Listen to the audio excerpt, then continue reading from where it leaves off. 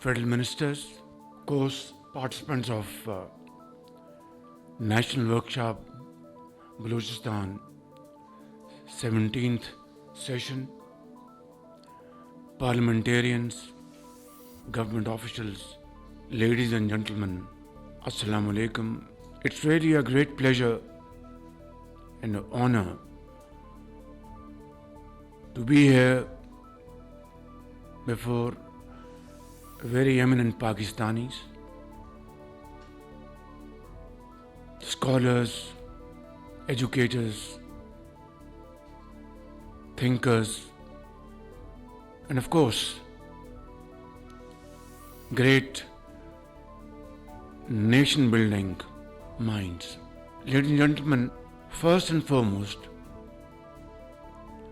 Balochistan is the largest province of Pakistan in terms of geography, and it's a province which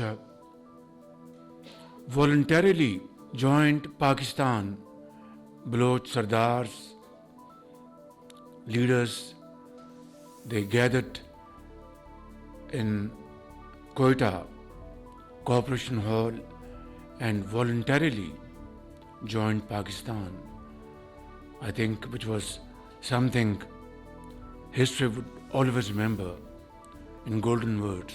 The province has its own history, culture, and Allah Almighty has blessed the province with infinite natural resources, which, if we come to count it, runs into trillions and trillions of dollars. But unfortunately, as I speak, those great natural resources of our wealth are still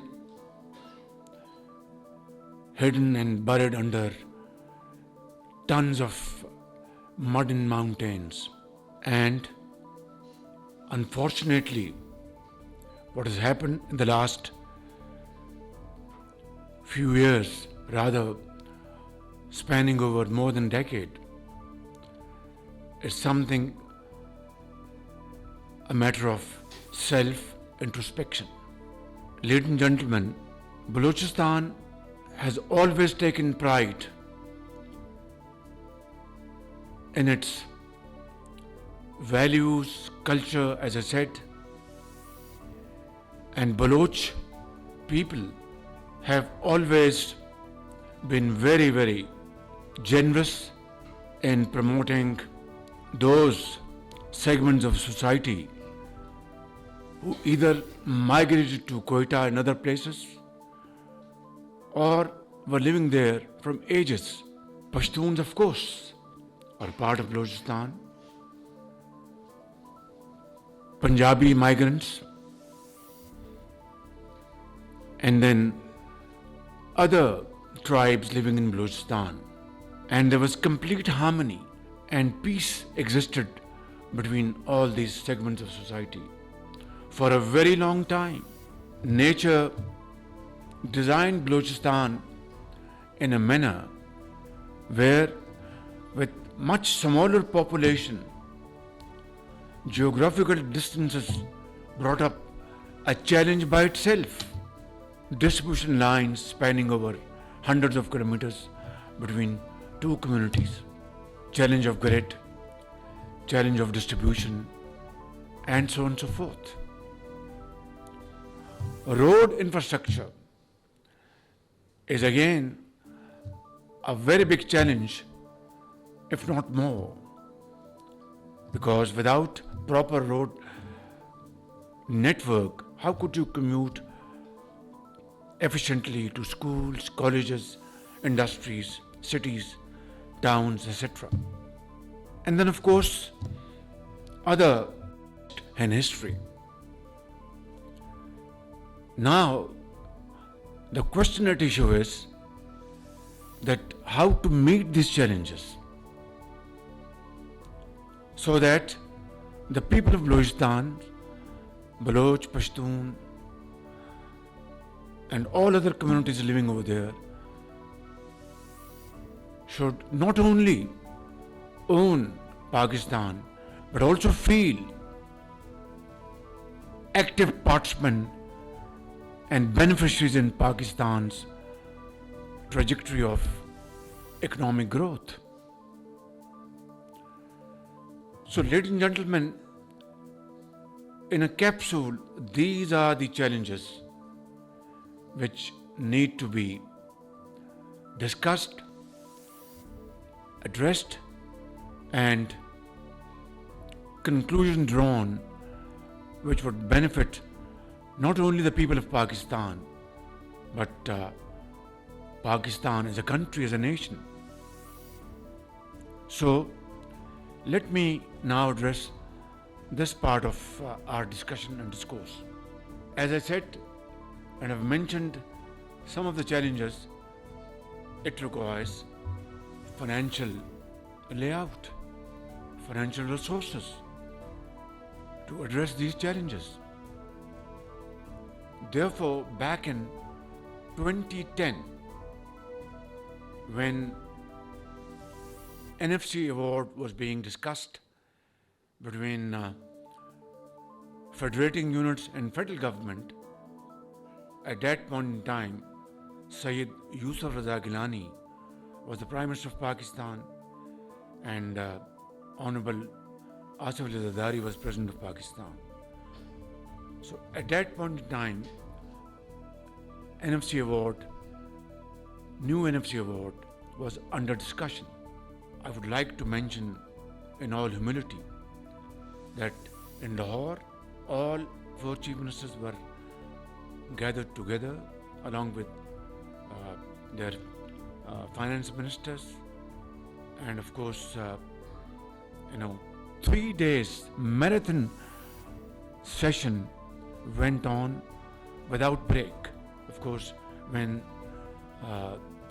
the night fell, we would go for a few hours rest and then gather next morning again. Complete 3 days, we were locked in a room. And ladies and gentlemen, what unlocked the entire discussion, bringing it to a very harmonious discussion and win-win solution, was, I would like to say in all humility, the province of Punjab. I announced in that discussion that, gentlemen, the demand from Nawab Raisani is that unless 100% financial resources are added to Balochistan's share, we will not accept NFC Award under no circumstances. I said, Punjab is ready to contribute whatever amount is required to meet my brother Aslam Raisani's demand. And this is what we call true spirit of a federation. And this is what we call that four brothers living together under one roof. And once we agreed on the broad parameters of this decision, we all went to Iqbal park, जहाँ पे 1940 में करारदाद पाकिस्तान, वहाँ पर मुसलमान हिंद ने उस वक्त उसको अप्रूव किया था कायदे आज़म साहब की लीडरशिप में, और वहाँ पर हमने इस अहद की तजदीद की कि हम सब मिलकर पाकिस्तान की खिदमत करेंगे और पाकिस्तान को एक अजीम मुल्क बनाएंगे। और मैं समझता हूँ वो एक यादगार दिन था और आज भी वो तस्वीर वहाँ पर मौजूद है।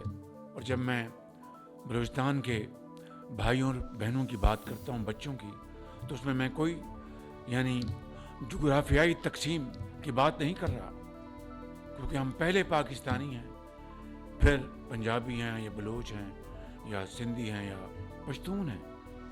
तो मैं समझता हूँ کہ آج کا جو اس ورکشاپ کا موضوع یہ ہونا چاہیے، یہ کیوں ایسا ہو رہا ہے؟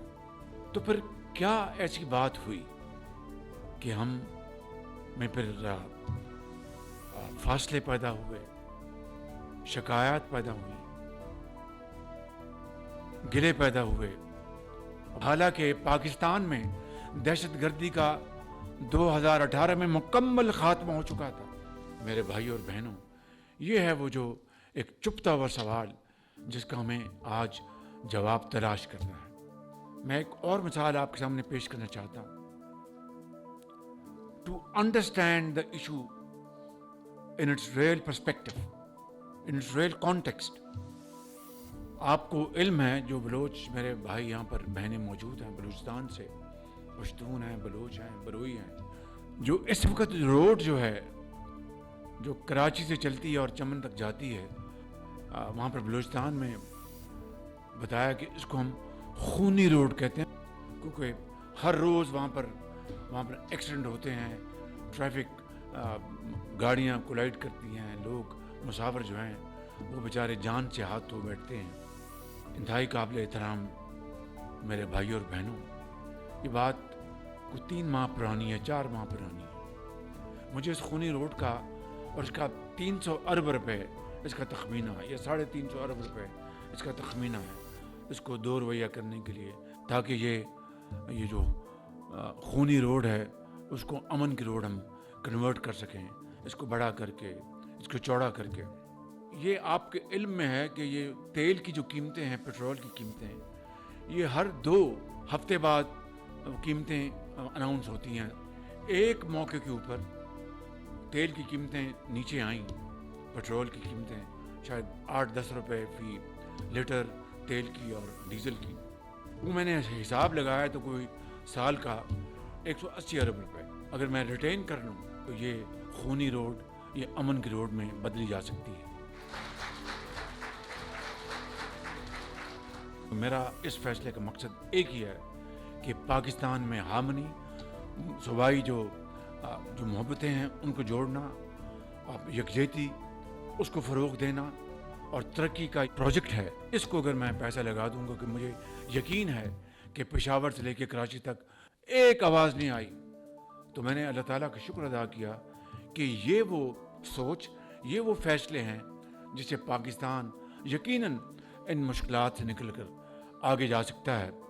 ان conclusion I'd like to say کہ یہ مسائل آج کے اور کل بھی ہوں گے، لیکن ان کو ریزالو کرنے کے لیے ایک بات شرط اول ہے کہ یہ یقین کہ یہ ہمارا پاکستان گھرانہ ہے، ہم نے کہیں آگ لگے گی تو اس کو مل کر بجھانا ہے، اور امن کو، ترقی کو اپنا مشعل راہ بنانا ہے، اس کو فروغ دینا ہے، اور اس کے لیے ہمیں یکجہتی، محبت، اظہار، قربانی سے کام لینا ہے۔